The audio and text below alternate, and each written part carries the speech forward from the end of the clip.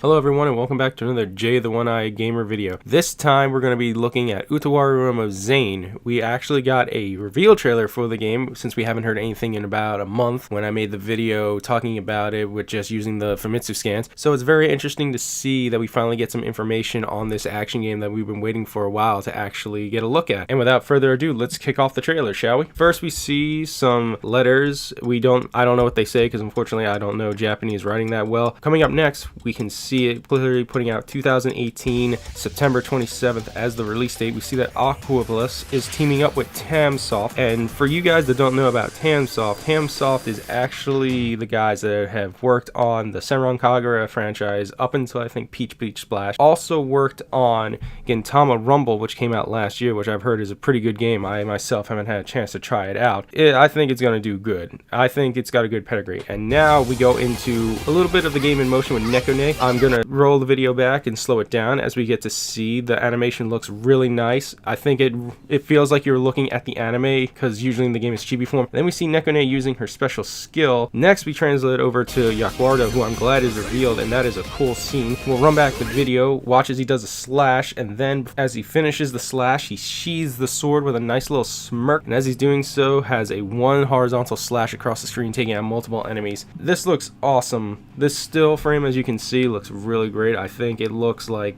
somewhat of the anime because that's where they're pulling from, because the games themselves use chibi sprites, so I'm very happy that this is what we're getting. I was also happy that Utawarerumono was shown off. I kind of figured he was going to make it into the game. Like, I'm pretty sure the entire playable roster of Mask of Deception is going to be playable in this game. It's just a matter of when they're going to show off, so I'm very happy that we got to see Utawarerumono in action. With regards to Nekone with that blue aura thing that looked like she was transported to, I'm going to bring that up a little later in the video because I have a theory about that, but we're going to keep moving on. And next we get to see some actual gameplay of Ogi just destroying these guys. And look, even at one point he gets to throw his swords around like a boomerang, which is crazy because he doesn't have a move like that in the game, so it looks interesting, and I'm very curious to see how the animation is going to go for each character. Then as you can see the screen up top here, we have what looks like to be a mission objective of defeating 100 soldiers. I don't know what else that says. I'm assuming it is pretty much that, just the mission objective. Then on the next screen you can see that we have what looks like to be the hub of the game. You're going to have the HP bar, which I think is the orange. You're going to have the special gauges, which I believe are the blue. Don't know about those two silver coin things. I don't know what they would be used for. The symbols on the upper right, I would imagine they might be used for an awakening type move, or they might be used for a finisher. I couldn't go into any detail with that because we don't see any interaction like that throughout the video. Also, what's interesting is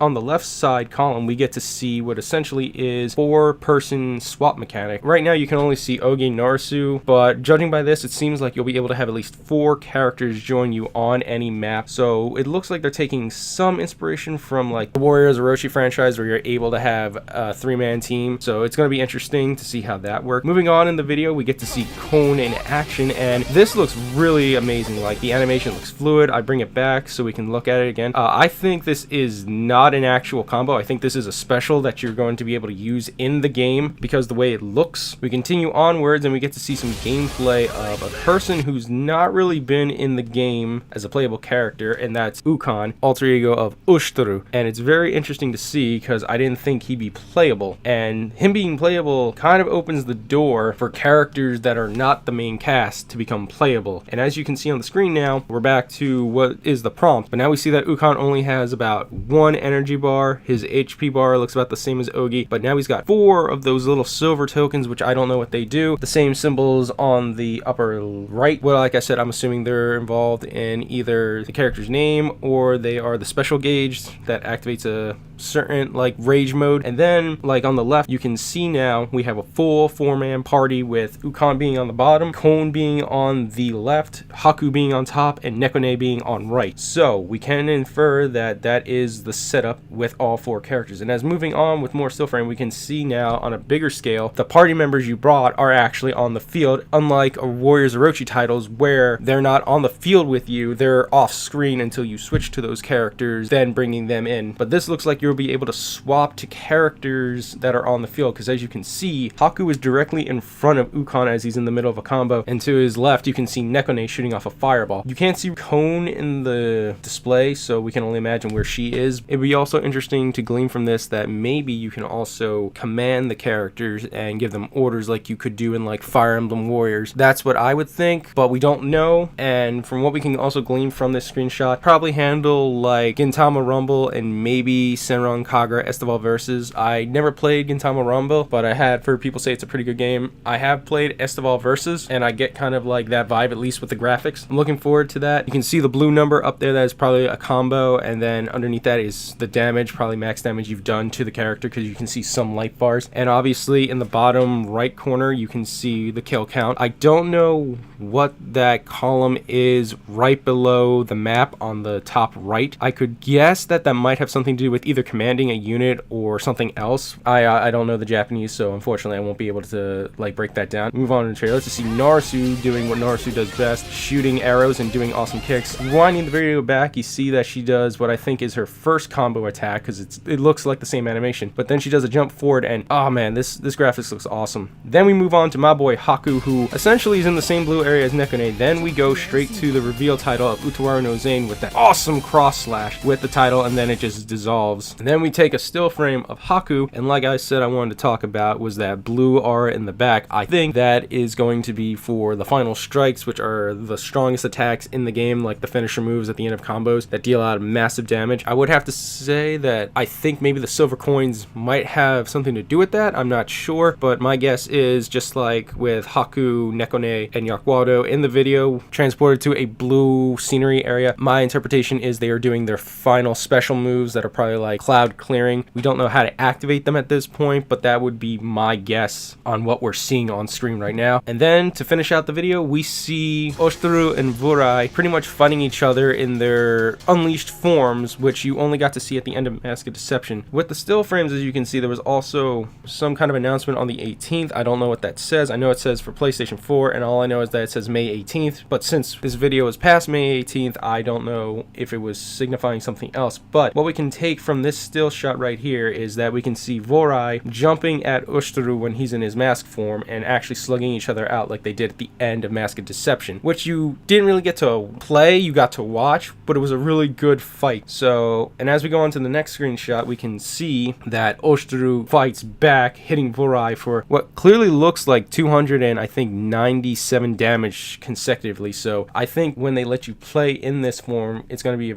very specific part of the game where you get to play as this Juggernaut-esque form where you're essentially like giant titans fighting each other. So they're going to deal outrageous damage. So that's something to look forward to. If it's anything like Mask of Truth, I think it's going to be a blast to play as this. And then as we close out the trailer, we get a nice little reveal of September 27th, 2018 is the release date for Japan. We also get to see a nice little artwork on the side, and a nice little song is playing at this point. We also get some more information. I'm assuming that's probably on Collector's Edition or when other things will be announced. The game is... I'm looking forward to it, as we can still see. And then as it fades, we get Aquaplus, and there you have the URL for the site for Utawarerumono Zan. I have checked it out. So far, only thing on the site is essentially just the trailer. It's better than nothing. It actually has a site up, so that just means in the future with more reveals, we'll probably get like characters, more trailers, probably more information. It'll all be in Japanese, so Aquaplus decides to give us information. People will be able to translate that information, so we are able to glean even more from the game. But that is about all we get from the trailer. It's very short. I think it's only about maybe 2 minutes long. Yeah, that's about the trailer. Tell me what you guys think. Personally though, if we're making character predictions, because everyone seems to think this is just going to be the retelling of Mask of Deception, which I'm starting to believe too, only because of what they've shown off. And if that is, the fact that we got to see Ukon is a major player, because that tells us that they're not just going to focus on the main cast like Haku, Kon, Nekone, Ogi, Yakuardo, Rutie, Otari, Narusu, Kiryu, Urara, and Sarada. Like, we're going to get more characters. Maybe we could get like, you know, these 5 guys you're seeing on screen right now, you know, Mikazuchi, Munochika, Vurai, Benawe, and Kuro, because technically all 4 of them show up in Mask of Deception. They all get a chance to shine in that story. They're not playable because Mikazuchi and Munochika don't become playable until Mask of Truth.